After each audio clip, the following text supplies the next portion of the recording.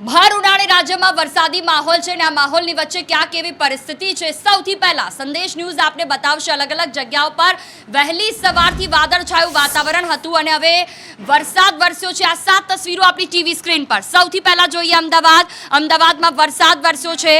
બીજી તરફ મોરબીમાં પણ ધોધમાર વરસાદ પવન સાથે આ વરસાદ વરસ્યો અને વાતાવરણમાં પલટો આવ્યો છે। પાટણ કે જ્યાં પણ વરસાદ પડતા રસ્તા ઉપર પાણી ભરાયા। વાત કરીએ જૂનાગઢની, એક તરફ ખેડૂતો છે કે જેમને કેરીનો પાક પાકી ગયો છે અને બીજી તરફ વરસાદ વરસ્યો છે જેના કારણે તેમની ચિંતા વધી શકે છે। અમરેલી, કચ્છ અને અરવલ્લી આ 3 તસવીરો સૌથી વધારે કચ્છની ને તેમાં રાપરની આ તસવીરો કે જ્યાં વરસાદ, આંધી, વંટોળ, પવન જે પણ કહો એ અને અત્યારે આ પરિસ્થિતિને કારણે વાતાવરણ તો ઠંડુ છે પણ ખેડૂતો ચિંતામાં।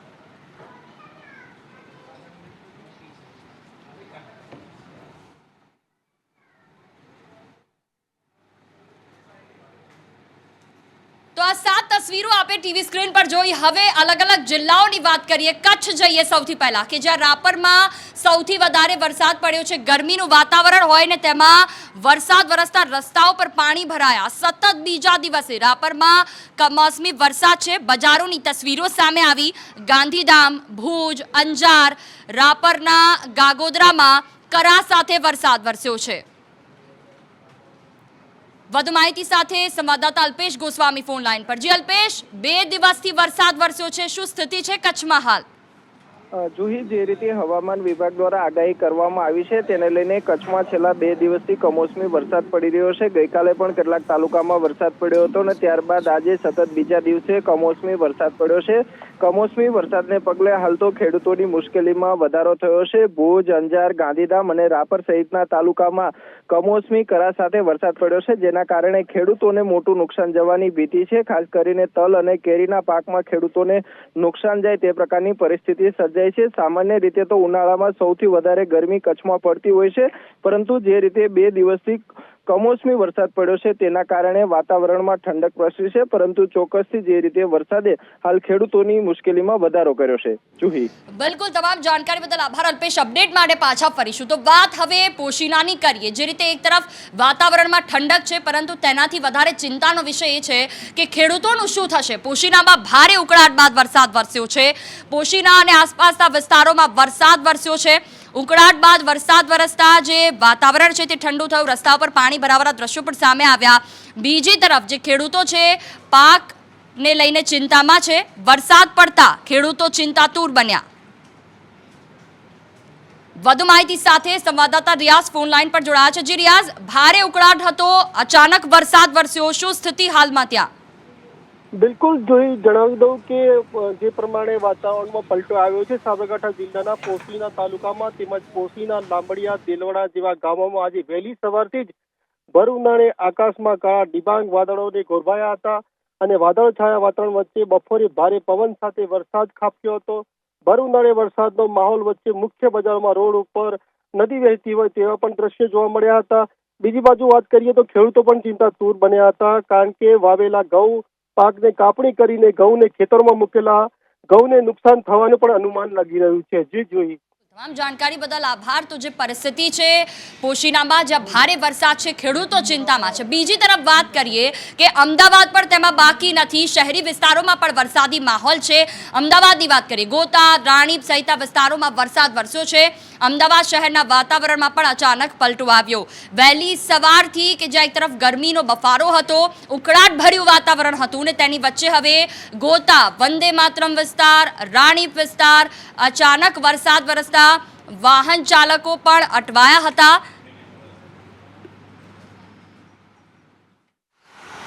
અમદાવાદ શહેરના કેટલાક વિસ્તારોમાં વાતાવરણમાં અચાનક જ પલટો જે છે તે આવ્યો હતો અને ક્યાંક વરસાદી ઝાપટા જે છે તે ખાબક્યા હતા।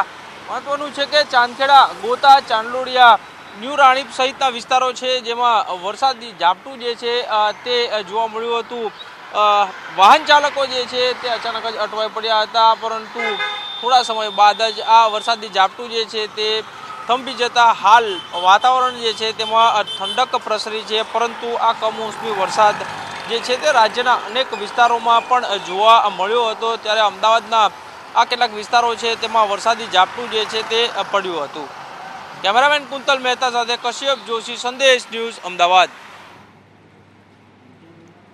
તો જે પરિસ્થિતિ છે વરસાદની વાત કરીએ હવે જૂનાગઢની, કે જ્યાં જૂનાગઢમાં પણ ભારે વરસાદ વરસ્યો છે। મોસમ એક તરફ કેરીની છે, જૂનાગઢની કેરી કે જે દેશ ને દુનિયામાં વખણાય, પણ તેની સામે જ્યારે વરસાદ વરસે ત્યારે ખેડૂતોને માથે આબ તૂટી પડે છે।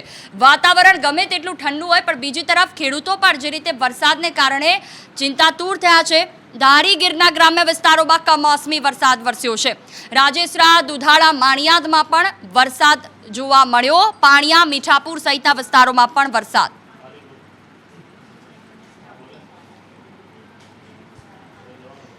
દરિયા કિનારાના વિસ્તારોની વાત કરીએ, દ્વારકા અને ખંભાળિયામાં વિસ્તારમાં પણ વરસાદી માહોલ જોવા મળ્યો છે। વહેલી સવારથી ત્યાં પણ ઉકળાટભર્યું વાતાવરણ હતું, પરંતુ અચાનક વરસાદ વરસ્યો।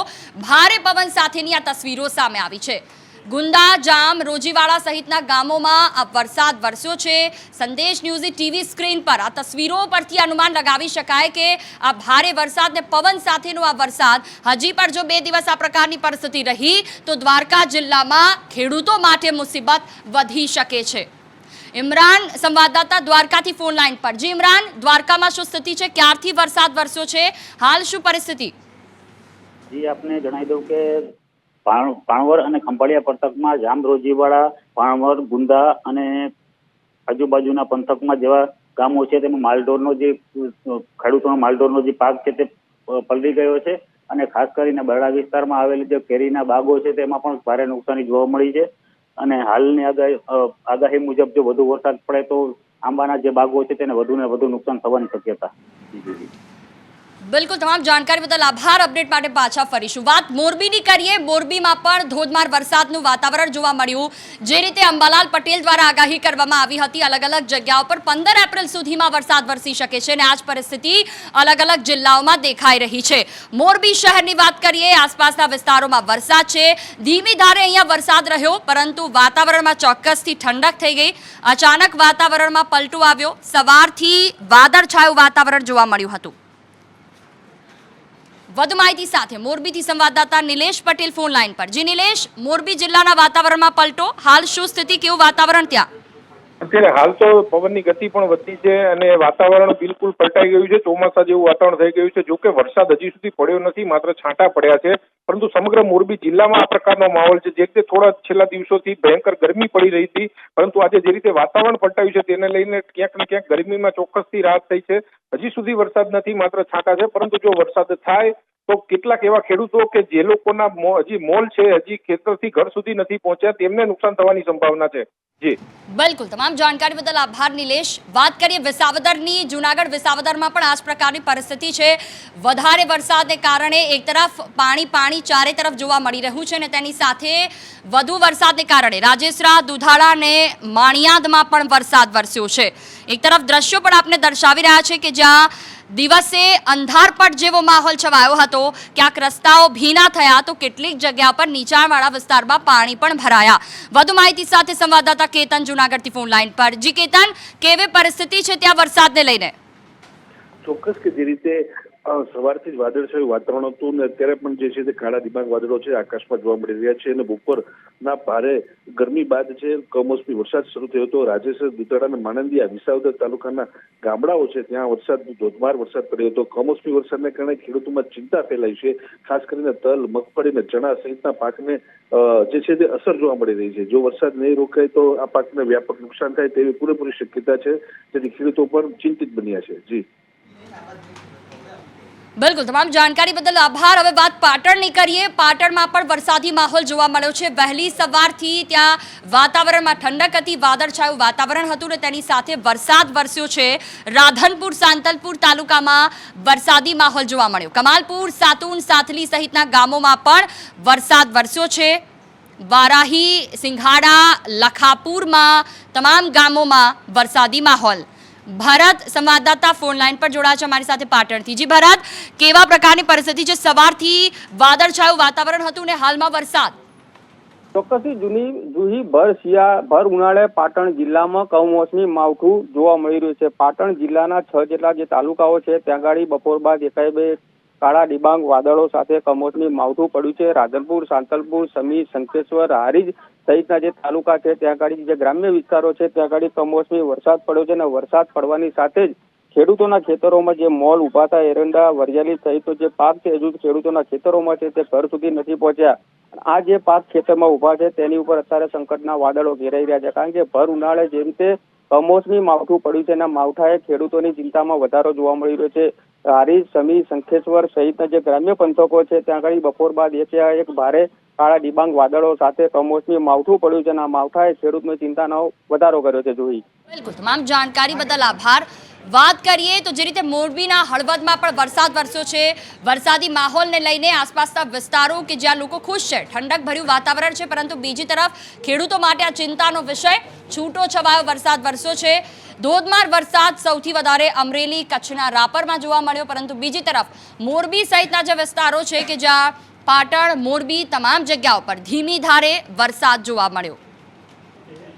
જગદીશ સંવાદદાતા ફોન લાઈન પર જોડાયા છે અમારી સાથે. જી જગદીશ, કેવા પ્રકારની પરિસ્થિતિ છે? ધીમી ધારે વરસાદ છે એટલે કહી શકાય કે ખેડૂતો માટે આમ ચિંતાનો વિષય જો આ જ પરિસ્થિતિ યથાવત રહે તો?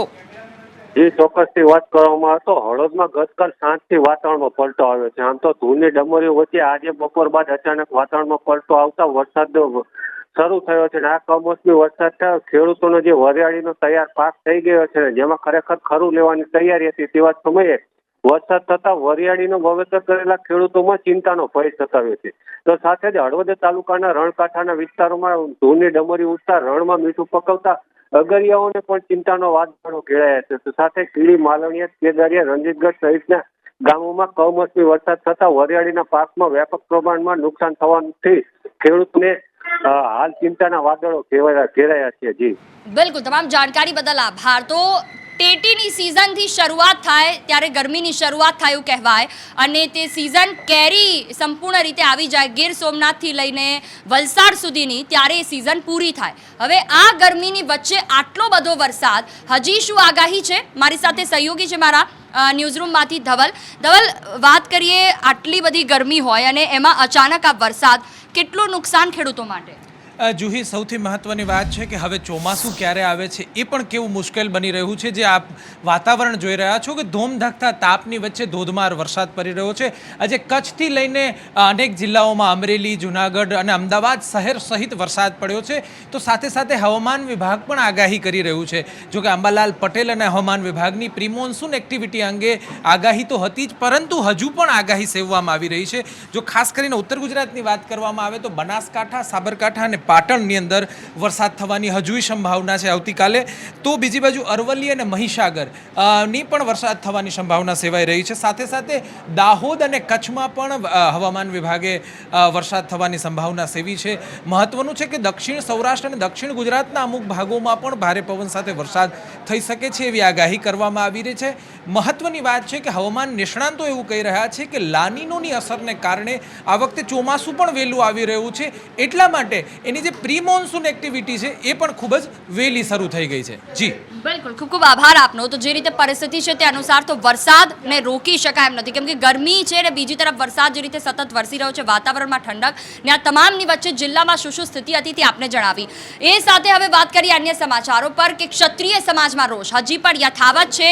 પરસોત્તમ રૂપાલાનો જે વિરોધ થઈ રહ્યો છે તે પણ હજી યથાવત છે, જેને લઈને મેલબોર્નમાંથી વિશ્વાબા કે જેમણે એક નિવેદન આપ્યું છે. આ નિવેદનને લઈને એવું કહેવામાં આવી રહ્યું છે કે જેટલો પણ વિરોધ થઈ શકે એટલો કરો, કેમ કે ક્ષત્રિય સમાજમાં જે રીતે વિવિધ જિલ્લાઓમાંથી લોકો ઉમટ્યા છે. આજે સાંજે 4 થી 8 વાગ્યા સુધીમાં સંમેલનનું આયોજન પણ કરવામાં આવ્યું છે, અને પહેલા તેમનું આ નિવેદન સામે આવ્યું છે. રાજકોટના રતનપરમાં ક્ષત્રિય સમાજનું આ સંમેલન. રૂપાલા સામે ક્ષત્રિય સમાજ હજી પણ આકરા પાણીએ છે. મોટી સંખ્યામાં રાજકોટના સંમેલનમાં ઉમટવા માટે પણ વિશ્વાબા ઝાલાએ આહવાન કર્યું. રાજપૂતી ભાઈઓને મારી વિનંતી છે કે આ બહેનોની આબરૂ બચાવવા માટે આપ સૌ લડો. આ એ જ બહેનો છે જે પોતાનું માન સન્માન પાછું મેળવવા માટે રસ્તા ઉપર લડે છે. 14 તારીખે જે મહાસંમેલન થવાનું છે, તો સૌ રાજપૂતી ભાઈઓ અને બહેનો આપ સૌ લોગ એક થાવ. અત્યારે આપણે એકતાની ખૂબ જ જરૂરત છે.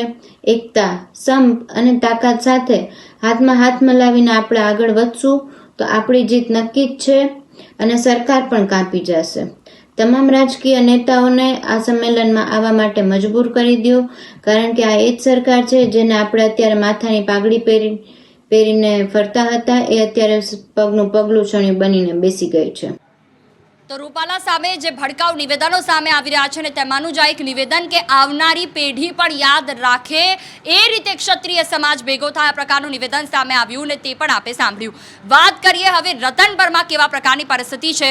ગઈકાલ સુધી એ પ્રકારના સમાચાર હતા કે રાજસ્થાનથી પણ કેટલાક ક્ષત્રિયો છે કે જે આ મોટા સંમેલનમાં તેઓ જોડાય અને એની સાથે સાથે તમામમાં જે ઉગ્ર રોષ છે આજે સંમેલનમાં નક્કી થશે કે આગળ શું રણનીતિ રહે છે.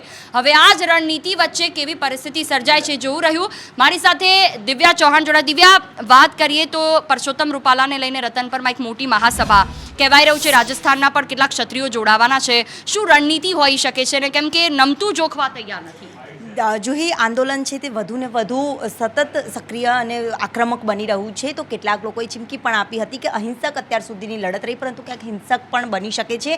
બીજી તરફ રૂપાલાનું સ્ટેન્ડ ક્લિયર છે અને વોટથી વોટ સુધીની આ લડત રહી છે. જ્યારે રાજકોટમાં આજે ક્ષત્રિય સમાજનું અન્ય રાજસ્થાનથી પણ તમામ લોકો આવતા હતા, તેમને અટકાવી દેવામાં આવ્યા છે. ઠેર ઠેરથી હજારોની સંખ્યામાં ત્યાં લોકોનો જમાવડો થયો છે અને પાર્ટ 1 અને પાર્ટ 2 એમ 2 રણનીતિ નક્કી કરવામાં આવશે. જો ફોર્મ રદ કરવામાં આવે છે તો શું, અને ફોર્મ રદ કરવામાં નથી આવતું તો આગામી દિવસમાં આંદોલનને કેવી રીતે આગળ વધારવું, એટલે કે પાર્ટ 1 અને પાર્ટ 2નું આ આંદોલન સક્રિય જે થયું છે તેને આગળ ધપાવવાની માટેની આ રણનીતિ છે. અને સૌથી મોટું આ મહાસંમેલન છે, જે બાદ તમામ જે પગલાં લેવાના હશે ત્યારે આવતીકાલથી તેના પડઘા છે તે પડવાના શરૂ થઈ જશે તેવું પણ એંધાણ આ આંદોલનમાં અને અત્યારની હાલ જે બેઠક થઈ રહી છે તેમાં જોવા મળી રહ્યા છે. આખી પરિસ્થિતિની વાત કરીએ, દિવ્યા ખૂબ ખૂબ આભાર. આખી પરિસ્થિતિની વાત કરીએ, પરસોત્તમ રૂપાલા કે જેઓ વોર્ડ નંબર 1માં પ્રચાર માટે પરમ દિવસે ગયા હતા અને તેમને જ્યારે રાજકોટમાં પૂછવામાં આવ્યું કે હવે તમે શું કરશો, એક તરફ તો વિરોધ થઈ રહ્યો છે, પરસોત્તમ રૂપાલા સહિત તમામ જે કાર્યકર્તાઓ હતા તેમણે કહ્યું હતું અમે અમારું કામ કરીએ છીએ, તમે તમારું કામ કરો. બીજી તરફ ક્ષત્રિય સમાજ કહી રહ્યો છે કે 5 લાખ વાર તેઓ માફી માંગે તેમ પણ તેઓ માફ કરવા માટે તૈયાર નથી. એટલે આજે શું રણનીતિ થાય છે એટલું જ ઇમ્પોર્ટન્ટ છે. વાત કરીએ અન્ય સમાચારોની, જેની ઠુમ્મરે રાજ તિલક કર્યું છે, કેમ કે રાજકોટમાં જે રીતે પરિસ્થિતિ છે તે અનુસાર પરેશ ધાનાણી હવે પરસોત્તમ રૂપાલા છે તેમની સામે ચૂંટણી લડવાના છે.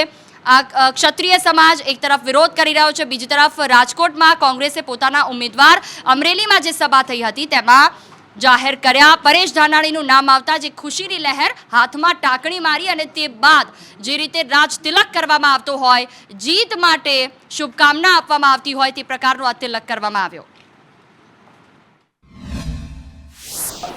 પરેશભાઈ જ્યારે રાજકોટ લોકસભા બેઠક ઉપરથી લડવા માટે તૈયાર થયા, માનનીય રૂપાલા સાહેબની ટિપ્પણી ઉપર આખા ગુજરાતની મહિલાઓની અસ્મિતા ઉપરના જે સવાલો ઉભા થયા, એના માટે પરેશભાઈ ચૌતલિયા તરીકે આગળ આવ્યા અને પાર્ટીના ઉમેદવાર તરીકે રાજકોટ લોકસભા લડવા જઈ રહ્યા છે. ત્યારે દરેક સમાજની બહેનો વતી, દરેક સમાજની મહિલાઓ વતી આજે એમને રક્ત તિલક કરીને એક સંદેશો પાઠવ્યો છે કે યુદ્ધના મેદાનમાં પરેશભાઈ તમે એકલા નથી, બધી જ મહિલાઓ તમારી સાથે છે. જે રણ મેદાનમાં તમે ઉતરા છો, જે અહંકારનો વિનાશ કરવા માટે તમે ઉતરા છો, જે ભારતીય જનતા પાર્ટીની અહંકારની ચરમ સીમાઓ તમે તોડવા માટે રણ મેદાનમાં ઉતરા છો, ત્યારે રક્ત તિલક કરીને દરેક મહિલાઓ વતી તમે વિજય ભવનો સંદેશો અમે પાઠવવા માંગીએ છીએ.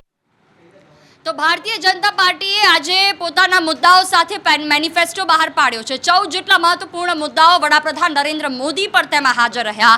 27 જેટલા વરિષ્ઠ નેતાઓની સમિતિએ મેનિફેસ્ટો તૈયાર કર્યો છે. મેનિફેસ્ટોને પ્રધાનમંત્રીએ દેશના વિકાસનો રોડમેપ પણ ગણાવ્યો. हम वन नेशन वन इलेक्शन के विचार को भी साकार करने का संकल्प लेकर के आगे बढ़ेंगे.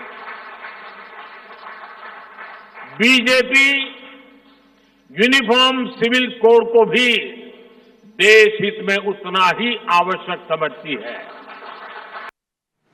તો આ તરફ શક્તિસિંહ ગોહિલે જે આખો આ મેનિફેસ્ટો બહાર આવ્યો તેને લઈને પ્રેસ કોન્ફરન્સ કરી, જેમાં તેમણે આ આખા મેનિફેસ્ટોને ઘોષણાપત્ર નહીં જુમલાપત્ર ગણાવ્યું. ભાજપ પર અગાઉના વાયદા પૂરા ન કરવાનો પણ તેમણે આરોપ લગાવ્યો. રાજ્યના ઉદ્યોગ મંત્રી જગદીશ પંચાલે સંકલ્પપત્રને દરેક વર્ગ માટે ઉપયોગી ગણાવ્યું. સંકલ્પપત્ર પર દરેક વર્ગ માટે ઉપયોગી છે. 80 કરોડ પરિવારોને જ્યારે અનાજની યોજનાઓ લાભ મળ્યો છે, આયુષ્માન યોજનાની અંદર 70 વર્ષ કરતાં પણ વધારે લોકોને આવરી લેવામાં આવશે, આવી અસંખ્ય બાબતોનો આ વખતે ઉલ્લેખ મેનિફેસ્ટોની અંદર મુદ્રા યોજનાની અંદર 10 લાખથી મર્યાદા અને 20 લાખની મર્યાદા કરવામાં આવી છે. એટલે નાનામાં નાના, મધ્યમ, ગરીબ, છેવાડાના માનવીની એ ચિંતા ભારતીય જનતા પાર્ટીની યશસ્વી માનનીય દેશના યશસ્વી વડાપ્રધાન માનનીય મોદી સાહેબ જ્યારે ચિંતા કરી રહ્યા છે, ત્યારે આ મેનિફેસ્ટોના વચનો પૂરા કરવા માટે ભારતીય જનતા પાર્ટી કટિબદ્ધ છે. અગાઉ આપેલા 370નો મુદ્દો હોય કે રામ મંદિરનો મુદ્દો હોય, દરેક મેનિફેસ્ટોના મુદ્દાઓ ભારતીય જનતા પાર્ટીની સરકારે એ પરિપૂર્ણ કર્યા છે. ચૂંટણી ઢંઢાયરાના પાના નંબર 5 ઉપર કહ્યું હતું કે સ્પેશિયલ ટાસ્ક ફોર્સ બનાવીશું, બધું જ કાળું ધન પાછું લઈ આવીશું. અને પછી ભાષણોમાં કહ્યું હતું કે દેશવાસીઓના ખાતામાં यूं ही 15-15 लाख आ जाएंगे. કોઈ ભાજપને મત આપ્યો હોય, કારણ કે હું તો કોંગ્રેસી છું, પણ જેણે ભાજપને મત આપ્યો હોય એને પણ મારો સવાલ છે કે શું તમારા ખાતામાં 15 લાખ આવ્યા ખરા? ઘોષણાપત્ર નહીં, જુમલા પત્ર છે, આવું લોકોને ખબર પડે એટલા માટે એક સવાલ લીધો. પ્રજામાં વિશ્વાસ જીતવા માટે કેવી રીતે પ્રજા સુધી પહોંચવું તેનો રસ્તો, તેનો રોડમેપ ભારતીય જનતા પાર્ટી ખૂબ સારી રીતે જાણે છે. અને એટલા જ માટે ચૂંટણી પહેલાં જ કેટલાય સમય પહેલાં તેની તૈયારીઓ શરૂ થઈ જાય છે. અમદાવાદને પૂર્વ અને પશ્ચિમમાં પણ આ જ પ્રકારની પરિસ્થિતિ જોવા મળી કે જ્યાં નામાંકન ભરતા પહેલાં મોટી સંખ્યામાં લોકોને ભેગા કરી રોડ શો કરવામાં આવ્યો. અમદાવાદ પૂર્વ પશ્ચિમ બેઠક પર આ વિશાળ રોડ શો, અમદાવાદ પૂર્વ બેઠકના ઉમેદવાર હસમુખ પટેલનો આ રોડ શો ભાજપના ઉમેદવારો દ્વારા નામાંકન પહેલા શક્તિ પ્રદર્શન કરવામાં આવ્યું. આવતીકાલે અમદાવાદ પૂર્વના ભાજપના ઉમેદવાર હસમુખ પટેલ નામાંકન ભરવાના છે અને પહેલા આજે શક્તિ પ્રદર્શન છે તે તેમના દ્વારા કરવામાં આવી રહ્યું છે. તેની સાથે વાત કરીશું. હસમુખભાઈ, આવતીકાલે નામાંકન ભરશો એ પહેલા શક્તિ પ્રદર્શન શું કહેશો? ભારતીય જનતા પાર્ટીનો અમદાવાદ પૂર્વ લોકસભાનો કાર્યકર્તા, શુભેચ્છક, સમર્થક આજે વિશાળ રેલીના માધ્યમથી જનતા જનાર્દનને અપીલ કરે છે કે નરેન્દ્રભાઈ મોદીના વિકાસની રાજનીતિમાં અને રાષ્ટ્ર નિર્માણ, રાષ્ટ્રની સુરક્ષા અને સ્વાભિમાન માટે આવો સૌ મોદીજીના સમર્થનમાં જોડાઈએ. જાતિ, જ્ઞાતિ, ધર્મ, પંથ, વંશથી ઉપર ઉઠી છે, પ્રાંતથી ઉપર ઉઠીને દેશની જનતાએ અને વિશેષ કરીને અમદાવાદ પૂર્વની લોકસભાની મતદારોએ મોદીજીને સમર્થન આપવાનું મન બનાવી દીધું છે. કોંગ્રેસનો ઉમેદવાર કોઈ પણ હોય, ડંકાની ચોટ ઉપર કહું છું, 7 લાખથી વધુ માર્જિનથી ભારતીય જનતા પાર્ટીના ઉમેદવારનો વિજય થવાનો છે. મોદીજીને પ્રધાનમંત્રી બનાવવાનો ઉમેદવાર કોઈ પણ હોય, जनता चल पड़ी है, मोदी जी प्रधानमंत्री बनेंगे और वो भी 400 सीट से ज्यादा के साथ. તો જે પ્રમાણે હસમુખ પટેલ છે તે કહી રહ્યા છે કે ઉમેદવાર કોઈ પણ હોય પરંતુ જનતા જે છે તેણે મન બનાવી લીધું છે અને ભાજપને 400 થી વધારે સીટ સાથે જીત અપાવશે. કેમેરામેન કુંતલ મહેતા સાથે કશ્યપ જોશી, સંદેશ ન્યૂઝ, અમદાવાદ.